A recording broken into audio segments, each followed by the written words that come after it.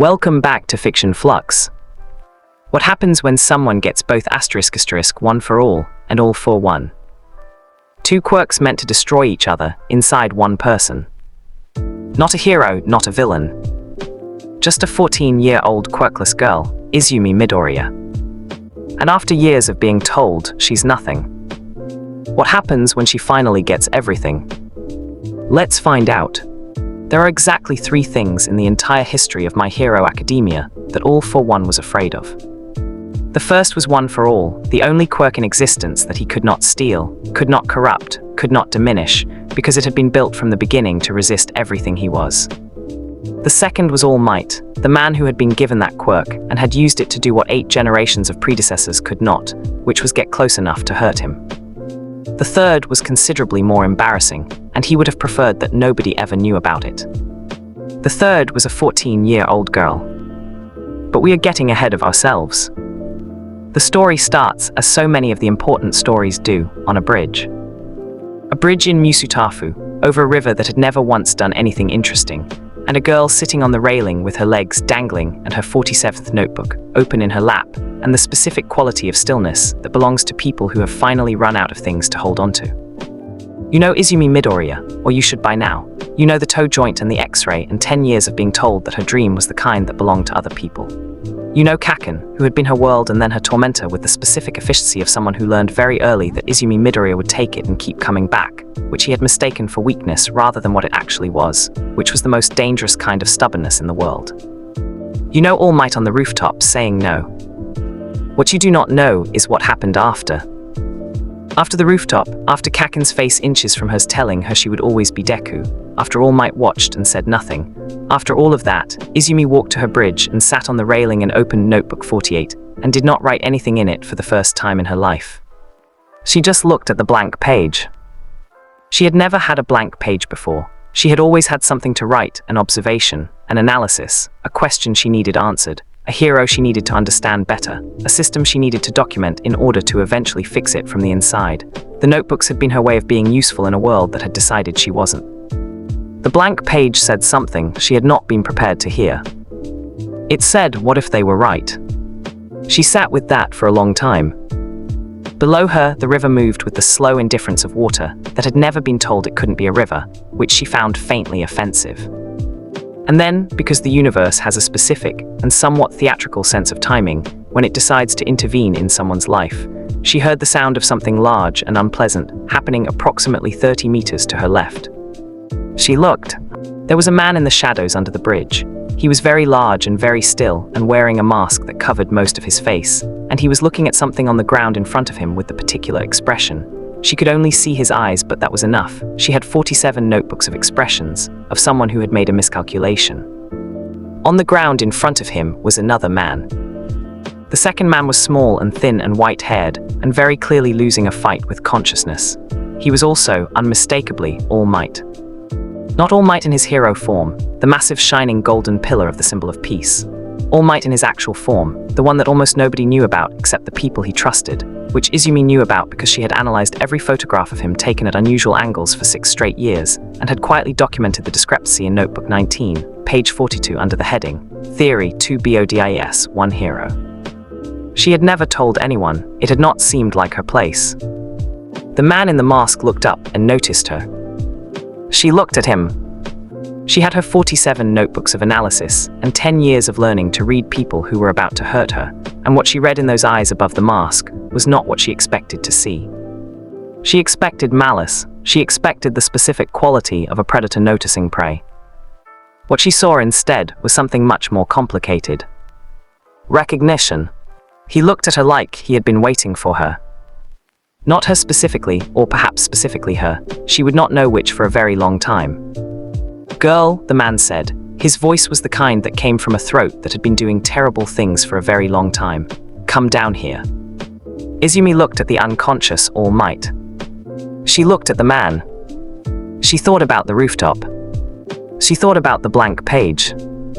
She thought about 10 years of notebooks, and the specific quiet devastation of a world that had decided she did not belong in it, and the specific clarifying rage that had been building somewhere underneath all that devastation for a decade, waiting for a moment when it had permission to become something other than grief.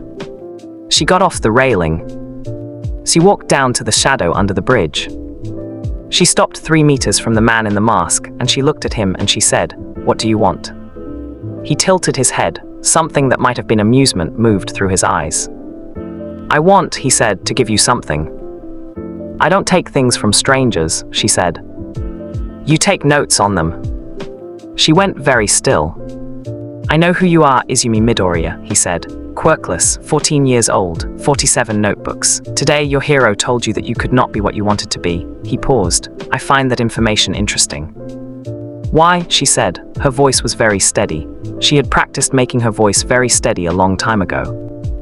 "Because," he said, "what he does not know, what you do not know, is that you are not quirkless." The world went very quiet. The doctor said. The doctor was looking for the wrong thing, he said. The joint, the standard marker. He found nothing and concluded nothing was there. But there are quirks that don't announce themselves through biology, quirks that wait, quirks that have been waiting for exactly the right person. He looked at her with those ancient, calculating eyes. "You have 2 of them." Izumi stared at him. "That's not possible," she said. "Nobody has 2 quirks." "Some people do," he said. "Rare, very rare, and the particular combination you carry," he stopped, "has never existed in a single person before, ever." "What combination?" she said. Behind him, All Might stirred. The man did not look away from her. "One for all," he said, "and all for one." The silence that followed was the kind that happens when something so impossible is said out loud that reality itself needs a moment to process it. "Those are opposing quirks," she said. Her notebook was open in her hands. She did not remember opening it. "They were created to destroy each other. They cannot coexist in the same." "They cannot coexist in the same ordinary person," he said. "You are not ordinary. You have spent 10 years building the only kind of mind that could hold both of them simultaneously, not by raw power, but by the specific architecture of someone who has spent a decade understanding systems instead of simply using them." He paused. "You analyzed One for All in Notebook 14. You understood its inheritance structure before most sorcerers. Forgive me, most heroes have even acknowledged it exists. You mapped All for One's quirk collection across 6 notebooks. You understand both of them better than anyone alive." She was writing. She had not decided to write, but her hand was moving, and her pen was on the page and she was writing. Because this was what she did. This was the one thing that had always been available to her regardless of what the world said she was. "You can't give me 2 quirks," she said without looking up. "The human body can't contain more than 1 quirk," he agreed, "under normal circumstances, but One for All was never a normal quirk. It was built to accumulate and store. It was designed by accident to hold more than any single quirk should be able to hold. And All for One," he glanced at the unconscious man behind him, "was designed to take and redistribute. What happens when you put a vessel that was built to receive everything inside a body that was built to hold anything?" She looked up. "Something new," she said. His eyes moved in a way that on anyone else she would have called a smile. "Something unprecedented," he corrected. "Something the world has never seen. Something that is neither hero nor villain because it is larger than both of those categories." He tilted his head. "Something that will take both quirks and do what neither of them was ever intended to do, use them together." Behind him, All Might was regaining consciousness. Time was running out for this conversation. Izumi looked at the man in the mask. She looked at All Might, who had told her no this afternoon with the most gentle and most devastating voice she had ever heard. She looked at her notebook, the page where she had started writing and had not stopped. She wrote at the top, question, "If both quirks exist simultaneously in a single host, what is the theoretical combined output?" Below that, answer, unknown, unprecedented, IQRES testing. Below that, because she was Izumi Midoriya, and she had never once in her life been able to walk away from a question she did not have the answer to. She wrote, "How?" And the man in the mask, All for One, the most dangerous villain in the history of the world, the reason hero society existed, the thing that All Might had given his power and his health and the best years of his life to stop, looked at the 14-year-old girl on the bridge and felt, for the first time in a very long time, something that he would have called respect if he had been the kind of person who admitted to feeling things. "Your left hand," he said. "I need you to take my right." She looked at his hand. She thought about everything. She took it, and the world split open. Chapter 2: What It Feels Like When Two Suns Collide. This is what Izumi Midoriya would later document in Notebook 48, in the precise, careful handwriting of someone who had decided that if this was going to happen, it was at least going to be properly recorded. Timestamp 1947. Contact established. Immediate sensation. Warmth, not surface warmth, structural warmth, the kind that comes from the inside of something rather than the outside. Two distinct sources. Left side of the chest, spreading outward, steady, accumulated, many-layered, like the warmth of something that has been building for a very long time and has finally found a room large enough to expand into. This is one for all, documented by multiple users across generations as a sensation of received trust. Like being handed something heavy and precious, and discovering that your hands were exactly the right shape for it all along. Right side, different, larger, hungrier. The warmth of all for one is not the warmth of inheritance. It is the warmth of consumption, of a thing that has spent decades taking and storing and growing, and is now, for the first time, being offered somewhere new to live. It does not feel like being given something. It feels like being recognized. Combined sensation. Writing stops for approximately 47 seconds. There are no words for this. I will attempt anyway. It feels like standing at the center of two opposing electrical currents and discovering that you are the only conductor in the world that can carry both simultaneously without burning. It feels like every quirk all for one has ever stolen, and every quirk one for all has ever accumulated, becoming aware of each other through the medium of one specific human brain and one specific human body, and deciding. Not violently, not destructively, but with the specific quiet authority of two things recognizing a truth they have both known for a long time, that they have been waiting for this. It feels like being told by everything that you are not nothing. Physical effects, loss of consciousness, duration unknown. When I woke up, I was alone under the bridge. All might was gone. The man in the mask was gone. My right hand had a mark on it, a circular pattern, the same one that appears on one for all when the quirk is transferred. My left hand had a different mark, darker, more complex, the kind of mark that a quirk makes when it has been living in a body for too long and has started to feel at home. Both marks were on my hands at the same time. I sat up. I looked at my hands. I thought about what I should do. I opened notebook 49. At the top of the first page I wrote, Izumi Midoriya, quirk assessment, day 1. Below that, OFA status, received, dormant, accumulating. Below that, AFO status, received, active, cataloging. And then, because all for one had given me something he never gave anyone, the knowledge of what I carried, complete and unreduced, I started listing them. Not the ones from one for all yet. Those needed time to surface, time to accumulate in the new host, time to understand that the vessel that had received them was different from any vessel they had been in before.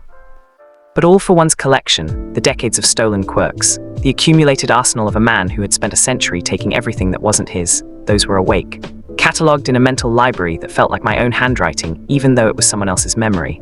Every quirk all for one had ever touched, named and filed with the cold efficiency of someone who had never once thought of them as anything but tools. I read through them for 3 hours. I wrote them all down. 47 stolen quirks in total. Powers of earth and fire and speed and strength and vision and manipulation. The longevity quirk that had kept him alive for a century. The search quirk stolen from the hero Ragdoll that could track and identify any target. The space manipulation quirk. The air cannon. The shock absorption. The dozen unnamed physical enhancement quirks layered over each other like armor built from other people's identities. All of them mine now. I should have been horrified. I should have felt the weight of how wrong this was, how much of a violation it represented, how many people had had these quirks taken from them against their will, how much suffering was stored in this collection. I did feel that. I want to be very clear that I did feel that. I wrote it down in notebook 49, page 3, in a section I titled, The Ethics of Inheritance, a Preliminary Assessment. But underneath that, underneath the horror and the wrongness and the absolute certainty that I had stepped into something that I could not step back out of was something else. Something that 10 years of being told I was nothing had prepared me for, in a way that I do not think anyone else could have been prepared for. Relief. The specific and devastating relief of a person who has spent their entire life being told they are empty, discovering that they were full all along, that the world was simply wrong about what full looked like. I was not nothing. I had never been nothing. I was, it turned out, the only person in the world who could hold everything. I sat under the bridge until the sun went down. Then I went home. My mother asked how my day was. I said fine. I went to my room. I opened notebook 49 to a fresh page. I wrote at the top, now what? Below that, in the careful handwriting of someone who had been doing hero analysis since she was 6 years old and had no intention of stopping. Step 1, understand what I have. Step 2. Understand what I am going to do with it. Step 3. Do not let anyone, not all for one, not all might, not hero society, not villain society, not any system that has ever had an opinion about who I am allowed to be, decide what either of those things means. I put down the pen. I thought for a very long time. And then I picked it up again and added, at the bottom of the page, because it was true and because I had earned the right to write things that were true. Step 4. Become something the world has never seen before. Not a hero. Not a villain. Something that has no name yet because it has never existed before. Something that was built from 47 notebooks and 10 years of being wrong about myself and 2 impossible quirks that were never supposed to touch. Something that, if the world insists on calling me Deku. I wrote with a pen that glowed faintly green and faintly dark and faintly everything. Fine, Deku it is. But not the Deku they meant. Chapter 3. The morning after the universe changed. The first thing that happened the morning after was that Izumi dropped her fork. This sounds anticlimactic. It was in fact the most terrifying moment of the morning because she did not mean to drop it, and when it fell she reached out to catch it without thinking, and the quirk that caught it was not her hands. It was an extension of air, a focused column of pressure that stopped the fork 3 centimeters above the floor, held it perfectly still for approximately 1 second while Izumi stared at it, and then released it gently back onto the table with the specific precision of something that was very new and trying very hard. Her mother, who had been stirring her coffee, continued to stir her coffee. Izumi looked at the fork.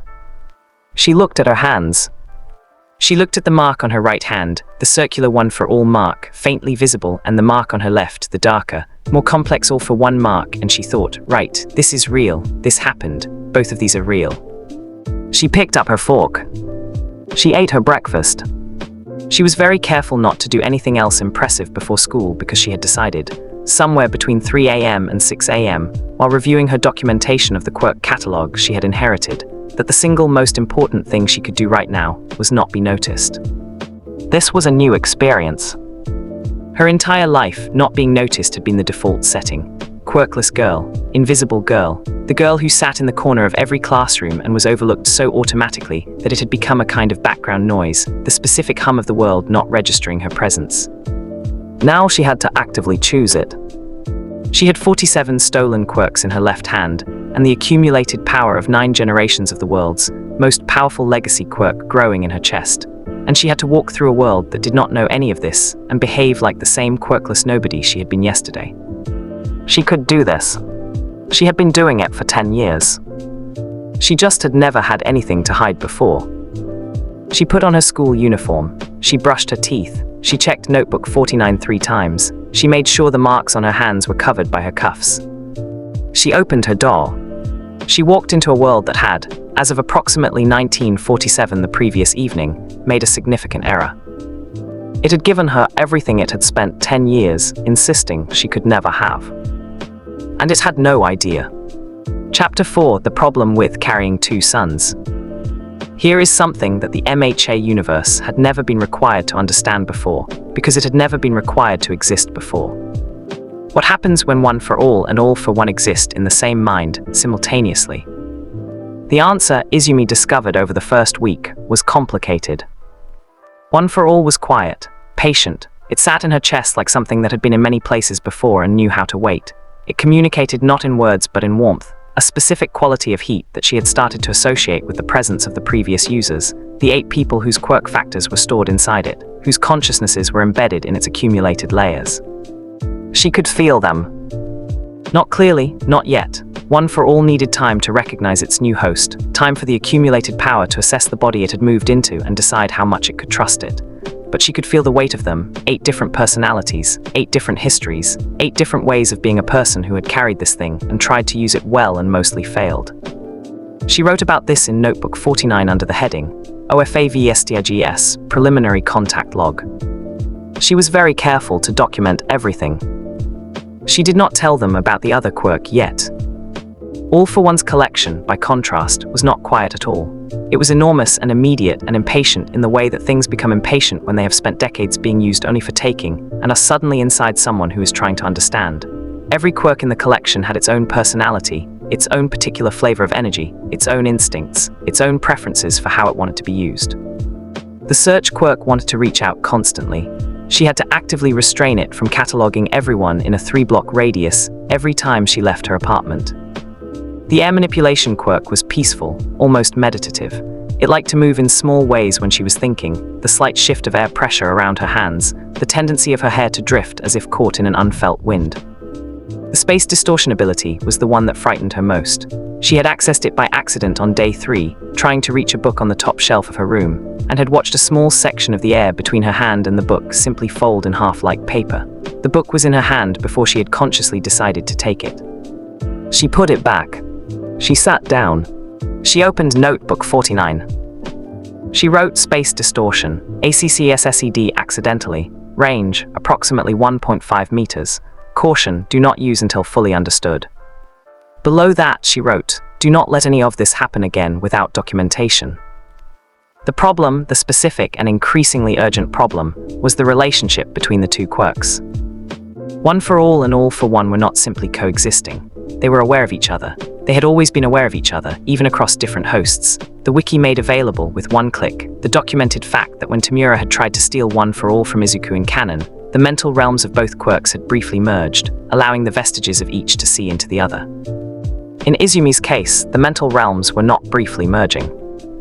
They were permanently adjacent. She could feel it, the place where One for All's warm accumulation met All for One's vast cold collection, the exact interior boundary where two enormous forces were pressing against each other with the careful tension of two tectonic plates deciding not to collide. It did not hurt. It was not violent. But it was constant, and it required a specific kind of attention to maintain, the way maintaining a controlled explosion requires more attention than simply letting things burn. She wrote about this in Notebook 50. She titled that notebook, The Architecture of Carrying Everything. On the first page she wrote, the quirks are not at war, they are at negotiation. Understanding why they are choosing not to destroy each other is the most important research priority I have. On the second page she wrote, I think the reason they are not destroying each other is me. She stopped. She read that back. She wrote it again more precisely. I think the reason they are not destroying each other is the architecture of the mind between them. One for All accumulates and stores and shares. It is a quirk built on trust, on the willingness to give. All for One takes and catalogs and redistributes. It is a quirk built on understanding, on the willingness to absorb everything. Both of them require the same fundamental skill, comprehension. The ability to take in something completely, in all its complexity, without reducing it. She put the pen down. She picked it up again. She wrote, I have been doing this since I was 6, taking in something completely, in all its complexity, without reducing it. I think, and this is preliminary, and I am not ready to commit to this thesis, I think the reason both quirks chose me is not because I have power. I think they chose me because I have always known how to hold things. Below that, one final note for the night, in handwriting that was slightly less careful than usual because it was late, and she was tired, and she had been doing impossible things all week. I wonder if All for One knew this. I wonder if he looked at me on that bridge and saw not a child with suppressed quirks, but a specific kind of mind that the world had been building for 10 years without knowing what it was building. I wonder if he is regretting the decision. I suspect he is. Good. Chapter 5, The Day All Might NOTICED. He had been watching her for 4 days before he said anything. He told himself he was not watching her specifically. He told himself he was keeping an eye on Musutafu because the encounter under the bridge had been concerning, and All for One's presence meant heightened vigilance, and general increased surveillance was simply standard procedure. He told himself this until approximately day 4, when he realized he was watching Izumi Midoriya specifically, and had been since the moment he regained consciousness under the bridge, and found the shadow where All for One had been standing slightly too warm in a way that had nothing to do with the weather. Something had happened under that bridge. He did not know what. He knew that the girl who had sat on the railing was the same girl he had told, gently, carefully, with his whole heart genuinely meaning to be kind, that she could not be a hero. And he knew that she was now doing something. He could not see it. She was going to school. She was eating lunch. She was being externally completely unremarkable. But there was something around her that had not been there before. A stillness. The specific stillness of someone who is carrying something enormous and has decided, precisely and deliberately, not to let it show. He recognized that stillness. He had worn it for 30 years. On day 5, he intercepted her on her way home from school. He was in his deflated form, thin and angular and nothing like the billboard version of himself. She saw him coming from a full block away because she saw everything now, the search quirk scanning constantly even when she did not mean it to, and her face did a very specific thing when she recognized him. Not fear, not awe, the specific careful blankness of someone who is deciding in real time how much to reveal. He had never seen that expression on a 14-year-old's face before. "Midoriya," he said, "I owe you an apology." She looked at him. "May I walk with you?" A long pause. "I know a different route home," she said. "It's quieter." She turned and walked away from the main street. He followed. They walked for half a block without speaking. She had her notebook in her hands. She always had her notebook in her hands, but she was not writing in it. She was walking and watching the space ahead of her with the specific quality of attention that he had seen in trained sorcerers who were managing multiple awareness channels simultaneously. He filed that away. "What I said to you on the roof," he began, "was true," she said, "under the circumstances as they existed at that time." He stopped. She kept walking. He started again. "The circumstances," he said carefully, "may have changed." She was quiet for a moment. "Yes," she said. "What happened under the bridge?" Another pause, longer this time. She turned a corner and he followed, and they were on a narrow street between buildings, no one in earshot, the light going golden and late. She stopped walking. She turned to face him. And she did something that he had absolutely not expected. She opened her notebook. "I have been documenting everything," she said, "since the moment it happened. I have 49 pages of notes, 3 separate analysis frameworks, a preliminary theory about why the coexistence is stable, and 17 outstanding questions that I have not been able to answer yet." She looked at him steadily. "You are the person who has spent the most time with One for All in living memory. You have information I need, I would like to exchange." He stared at her. "Exchange," he said. "Information for information," she said. "You tell me what you know about One for All's vestige architecture and its accumulation timeline. I tell you what I know about what happened under the bridge and what I am currently carrying." She said it the way someone says things when they have decided that honesty is the most efficient available strategy. He looked at her for a long time. He thought about the girl on the rooftop, the girl he had told no, the girl who had followed him with slime on her hands because she could not stop herself from trying to save someone, even when everything in the world had told her she was not allowed to. He thought about the stillness. He thought about the specific quality of attention she was giving him, not hero worship, not the desperate hopeful look that teenagers usually had when they saw All Might, just assessment. Clear, careful, comprehensive assessment. He thought about what it meant that she had notebooks for this. He thought about what it meant that she was offering information rather than demanding reassurance. He sat down on the curb. She sat down next to him. He said, "Tell me what you know about One for All's vestige architecture." She opened the notebook. "The vestiges are consciousness imprints embedded in the quirk's accumulated structure," she said. "They become fully conscious after the death of their original host. They share a mental space that One for All's current user can access during peak activation. Based on documented behavior, specifically the sports festival incident with Shinso and the training with Kota, the vestiges appear to operate as an internal advisory council with limited direct intervention capability." She paused. "I have not yet accessed them directly. The quirk is still in its early accumulation phase, but I can feel them." She looked at him. "How many?" she said, "including you?" He sat with that question for a moment. "9 total," he said, "with me." "I have 8, she said, "which means?" "You received it from a different source," he said quietly. "Yes," she said. A long pause. "All for one," he said. "Yes," she said. He looked at her hands. She turned them palm up and he saw the marks, both of them, side by side, one on each palm. One for All's clean circular pattern, All for One's complex, darker design. He had been the symbol of peace for 30 years. He had faced All for One twice and nearly died both times. He had given One for All to Izumi Midoriya because he was the most suitable person he had ever found to carry it. He sat on a curb in Musutafu next to a 14-year-old girl who was carrying both of them, and he felt something that he had not felt in a very long time. He felt like the world had changed while he was not looking, and like the change might be more important than anything he had done in 30 years. I told you, he said very quietly, that you couldn't be a hero. You did, she said. I was wrong, he said. She was quiet for a moment. I know, she said, but I'm not planning to be a hero. He looked at her. She looked at the notebooks in her lap. Heroes work within the system, she said. Villains work against it. I have been studying that system since I was 6 years old, and I have 49 pages of notes on why both of those positions are insufficient. She looked up. I am planning to be something else. What? He asked. She opened notebook 50. She showed him the first page. He read the architecture of carrying everything. He read the notes underneath, the analysis of the two quirks in coexistence, the preliminary thesis, the 17 outstanding questions. He read at the very bottom of the page, in handwriting slightly less careful than the rest. Threat level, everything they said I couldn't be. He sat with that for a long time. Then he said, what do you need from me?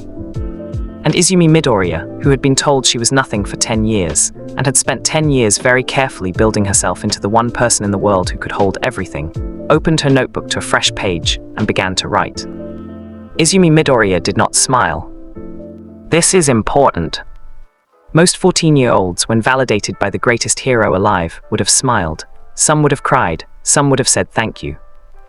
Izumi Midoriya opened her notebook and turned to a clean page. At the top, she wrote, Collaboration, All Might. Below that, Objective Information Exchange. Then she looked at him and said, Before we proceed, I need to establish boundaries. All Might Toshinori Yagi, symbol of peace, the man who had punched through buildings and fear and the expectations of an entire society, nodded. Of course. She tapped her pen once against the page. First, she said, you will not attempt to take One for All back. A pause. It was not an accusation. It was a variable being addressed. I cannot, he said. I know, she replied immediately, but statting constraints clearly improves efficiency. She wrote, OFA non-transferable current state. Second, she continued, you will not inform any authority, hero, government, or otherwise, about what I am carrying. That, he hesitated, that may be difficult. She tilted her head slightly. Difficult is acceptable, she said. Impossible is not, which is it? He looked at her. Really looked. Not as a child. Not as a victim. But as something else. Difficult, he said finally. Good, she said. She wrote, Disclosure restricted. Third, she said, and this time her voice shifted just slightly, not softer, not louder, but sharper in a way that suggested this mattered more than the others. You will answer my questions honestly, not as a hero, not as a symbol, as a user of One for All who survived it. That landed. He exhaled slowly. I can do that. She nodded once. Then she flipped the page. Your turn, she said. He blinked. My terms. Yes. A long pause. He had not expected this to be balanced. That was his mistake. You will not use All for One's abilities to harm innocent people, he said. Immediate response. Define harm. Physical, psychological, systemic. She held up a hand. Too broad, she said, refine. He stopped. Adjusted. Unnecessary harm, he said. She considered that. 3 seconds. 5. 7. Accepted, she said. She wrote, Ethical limit, no unnecessary harm. Second, he said more carefully now, you will come to me if the quirks become unstable. She didn't answer immediately. That was answer enough. Define unstable, she said.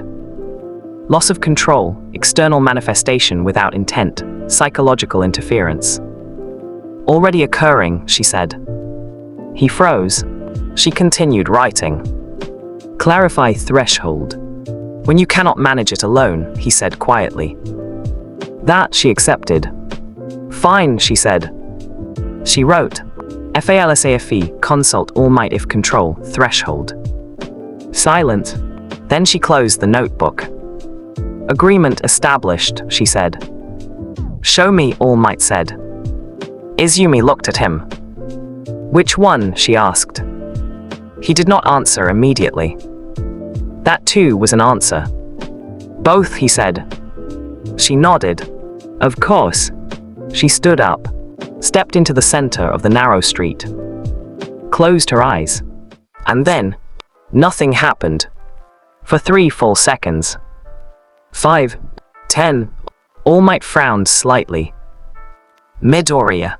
Observation requires contrast, she said, eyes still closed. Then, the air changed. Not dramatically. Not explosively. Subtly, like the world had taken a breath and was holding it. Her hair lifted slightly. Not from wind. From pressure.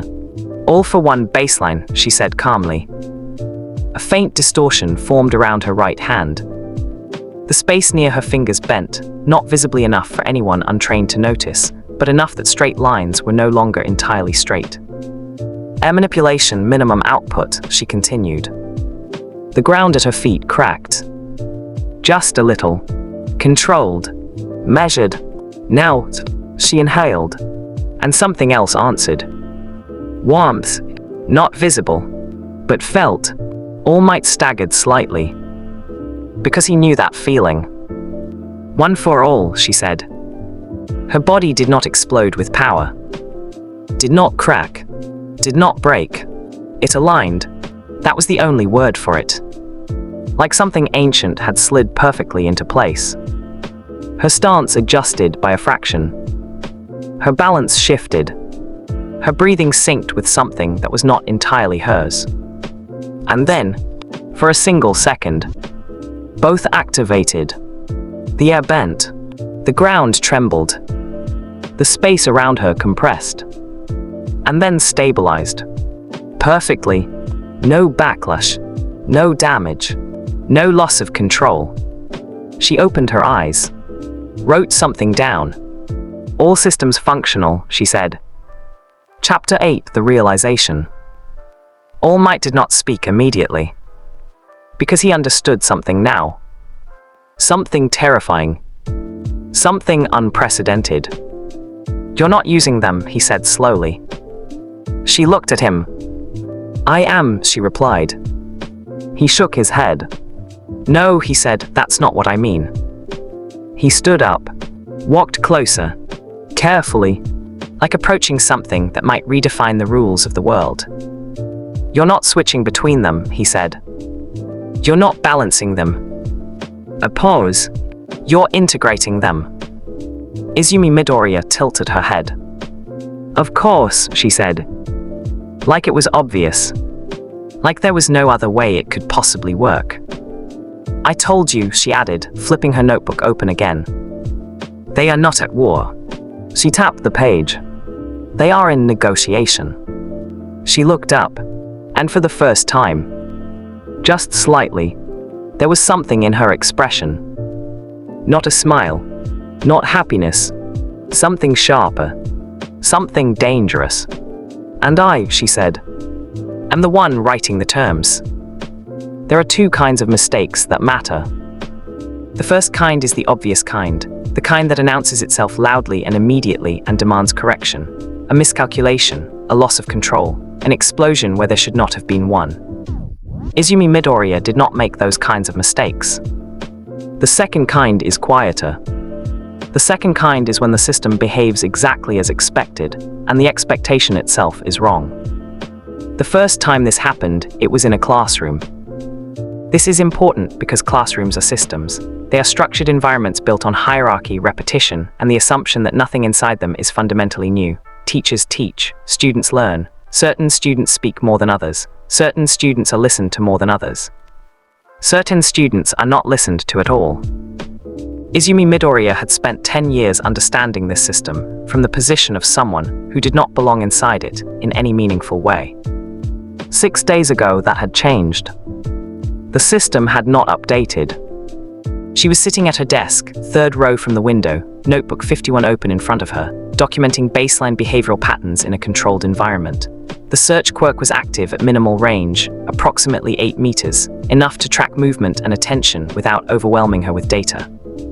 She had already catalogued 23 students. Heart rate variability, posture shifts, micro-expressions.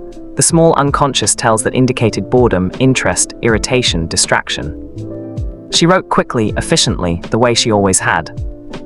The difference was that now the information was complete. Not inferred. It's known. Bakugo Katsuki stood up. She did not look at him immediately. She did not need to. She had already registered the change. Increased pressure in the air, minor temperature fluctuation localized around his palms, the chemical profile of his quirk activating at low intensity. Agitation, higher than baseline. She wrote without looking up. Byakujo Katsuki, current state, elevated, trigger, unknown, probability of confrontation, high. Oi Deku. The word landed. Not differently in sound, differently in meaning. For 10 years, that word had been accurate within the system, a label applied consistently enough that it had become functionally true. It was no longer accurate. The system had not noticed. All for one noticed first. It did not react the way a person would react. It did not feel insult. It did not feel anger. It performed a recalculation. Target identified. Existing classification, irrelevant. New classification, incorrect. Correction required. Izumi's pen stopped moving. One for all responded a fraction of a second later. Not with analysis. With pressure. A steady, quiet increase in warmth, centered in her chest, expanding outward with the specific intent of maintaining equilibrium. The two responses met. Not violently. Not destructively. But with tension. Izumi wrote very carefully. External label, DKU. Status, invalid. System response, conflict. Hey, Bakugo said, closer now, I'm talking to you. She looked up. Slowly. Deliberately. This was the first time she had looked at him since the bridge. This is important. Because for 10 years, when Izumi Midoriya looked at Bakugo Katsuki, she saw Kaken. A constant. A fixed point. A person who existed in relation to her. Now she saw something else. A variable. A person operating within a system that no longer applied. You are, she said calmly. The class shifted. Not loudly, but noticeably. This was not the expected response. Bakugo frowned. Not confusion. Recognition of deviation. You got something to say or what? He snapped. Izumi tilted her head slightly. This was not hesitation. This was measurement. All for one, she thought. The collection responded immediately. Not in words. In readiness. 47 quirks. Catalogued. Available. Waiting for instruction. One for all tightened. Not opposing. Stabilizing. Izumi understood something in that moment that she had only theorized before. The quirks were not competing for control. They were waiting for direction. She wrote internally and externally at the same time. Action none. Observation continue. The pressure receded. Not completely, but enough. You are operating on outdated information, she said. Silent. Complete. Total. The kind of silence that happens when a system encounters something it does not have a category for. Bakugo stared at her. What? He said. She did not raise her voice. She did not change her tone. Your model of me, she said, is based on data that is no longer accurate. She tapped her notebook once. A small, precise motion. You have not updated. The class was no longer pretending not to listen. Every attention vector in the room had shifted toward her. Izumi noted this. Wrote it down. Class response, full attention shift. Cause, unexpected behavior. Bakugo stepped closer. Too close. Within 2 meters. Within range. All for one reacted. Not aggressively. Efficiently. Distance 1.8 meters. Angle direct. Threat level moderate. Recommended actions: displacement, suppression, acquisition. Izumi's grip tightened slightly. Denneed, she thought. Immediate, absolute. The list updated. Recommended actions: observation. One for all steadied. The warmth settled. Balance restored. You think you're better than me now, Bakugo said. She considered that. Not emotionally. Logically, that is not a useful comparison, she said. That was the moment the system broke. Not because she had challenged him. Not because she had insulted him. But because she had removed the framework entirely. Bakugo Katsuki did not know how to respond to a world where he was not the center of the scale. His quirk flared. Instinct. Reflex. A small explosion sparked in his palm. Not enough to harm. Enough to assert dominance. Izumi watched it. Carefully. Precisely. Then she reached out. Not with her hand. With the air. A controlled column of pressure. Minimal output. Calculated. The explosion stopped. Not blocked. Not deflected. Held. Suspended in place for less than a second. Then dissipated. Silently. Plainly. No one moved. No one spoke. Izumi wrote. Air manipulation, successful interception. Output minimal. Control stable. She looked at Bakugo. You should recalibrate, she said. And sat back down. What happened next did not look important. This is often how important things begin. No alarms went off. No teacher intervened. No dramatic escalation followed the moment where an explosion had been stopped midair by something that, to every observable metric, did not exist. The class resumed. Or more accurately, the class attempted to resume. The teacher continued speaking, but the structure had already shifted. Attention did not return to its previous distribution. It stayed where it had moved, centered, focused, fixed. On her. Izumi Midoriya noted this. Classroom state disrupted. Cause unidentified anomaly self. Secondary effect, attention reallocation, 87% focus. She underlined the number. This mattered, because systems, when disrupted, do one of two things. They either reject the anomaly, or they begin to reorganize around it. She did not yet know which one this would be. Bakugo Katsuki did not sit down immediately. He stood there for approximately 3 seconds longer than necessary, staring at the space where his explosion had been. Not at her. At the absence. That, she noted, was more significant. Bakugo response, confusion, SUPPISSED. Focus event not target. Then he clicked his tongue, turned, and sat down. No further confrontation. No immediate retaliation. That was new. Izumi wrote. Expected response, escalation. Actual response, withdrawal. Conclusion, system instability confirmed. She closed the notebook. Not because she was finished. Because she had enough data for now. The rest of the day proceeded without incident. Which was in itself an incident. No one spoke to her. Not directly. But the observation did not stop. Eyes lingered. Conversations lowered when she passed. Patterns shifted. Subtly. Consistently. The system was adjusting. After school, she did not take the usual route home. This was deliberate. She had identified 3 possible observation points along her standard path, locations where visibility was high and escape routes were limited. She avoided all 3. Instead, she chose a longer route.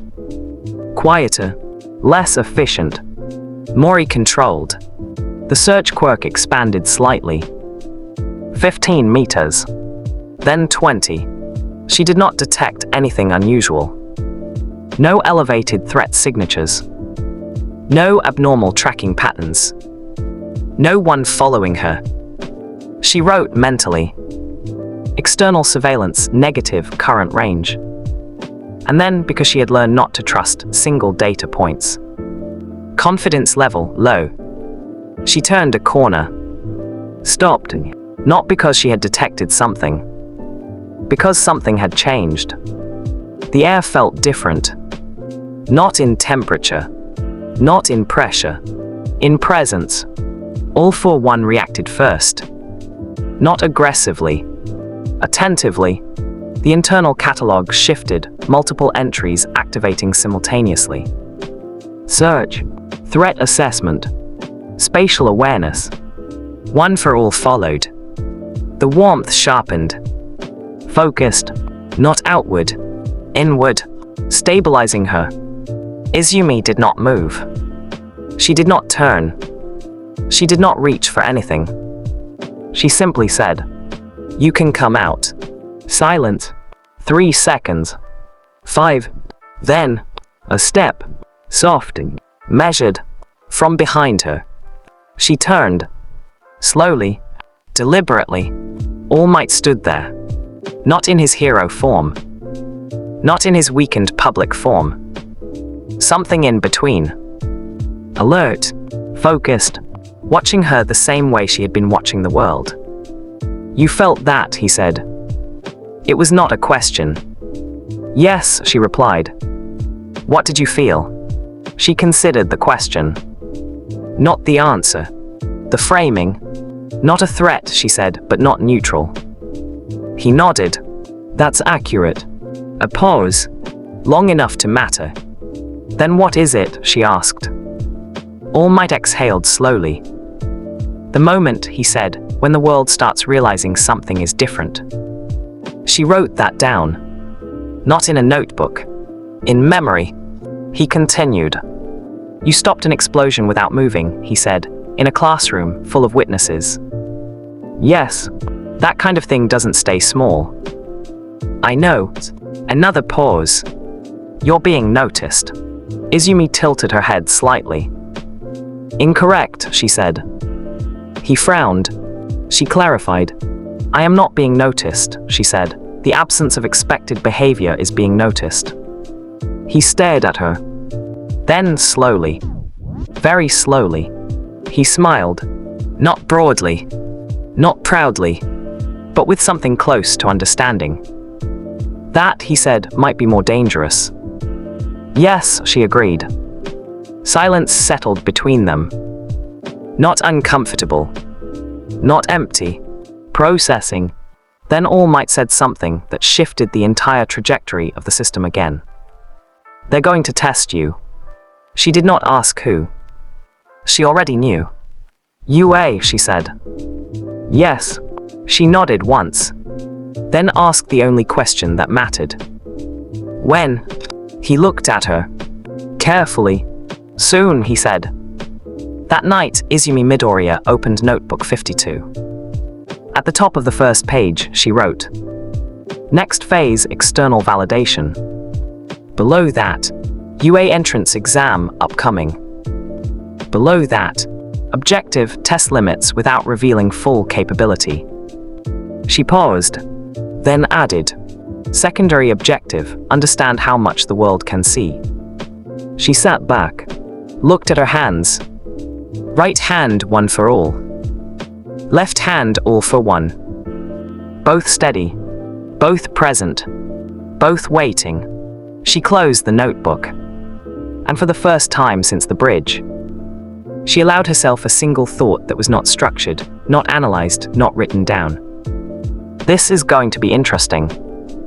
And somewhere far away, in a place that did not appear on any map and did not need to, a man who had lived for over a century paused.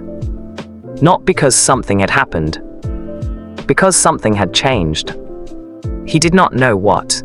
Not yet, but he would. He always did. And when he did, the system would not just break. It would be rewritten. And that is where we stop for today. Hope you enjoyed this part. If you want part 2, drop a comment and let me know, should we continue this story? Trust me, things are about to get insane. Thanks for watching.